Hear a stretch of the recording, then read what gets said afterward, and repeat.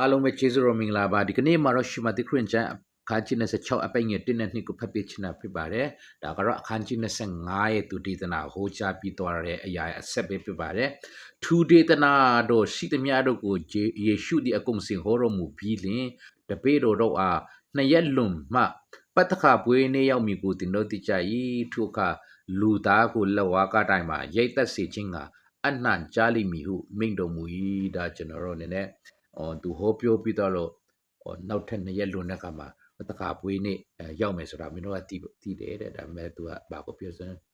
လူသားကတော့လက်ဝါးကားတိုင်းမှာရိတ်သက်ခြင်းကအနံ့ကြားလိမ့်မယ်ဒါကရိတ်မသက်ခင်မှာနော်သူအသေးမခံခင်မှာတင်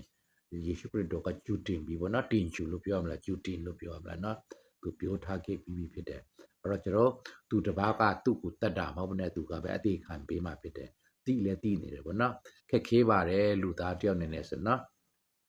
ကေတရှိမမှာသူသွားရောက်ပြီးဆူတောင်းတဲ့အခါမှာသူ့ရဲ့ချွေးသွေးစက်ခဲတော့ကြတယ်နော်ကျွန်တော်တချင်းလေးတော့ရှိပါတယ်ဝေဒနာလာတယ်ဆိုတဲ့တချင်းလေးနော်ဆိုတော့ကျွန်တော်အနေနဲ့အမတန်ခက်ခဲပင်ပန်းတဲ့အရာဘသူကမှမလျှောက်ချင်တော့လမ်းကိုသူကိုယ်တိုင်ကရွေးချယ်ခဲ့တာဖြစ်ပါတယ်လူသားအနေနဲ့ဆိုတော့လွန်သွားနိုင်လွန်သွားစေပါဒါပေမဲ့လည်းကျွန်တော်အလူတော်တိုင်းမဖြစ်ဘဲနဲ့ကိုရောအလူတော်တိုင်းပဲเนาะအလူဆူတောင်းခဲ့တယ်လို့ကျွန်တော်လည်းကိုရောအလူတော်တိုင်းပဲဖြစ်စေရမှာဖြစ်ပါတယ်အယုတ်စီတိုင်းပုံမှာပြတ်ကင်းကောင်းချချပြပါစေ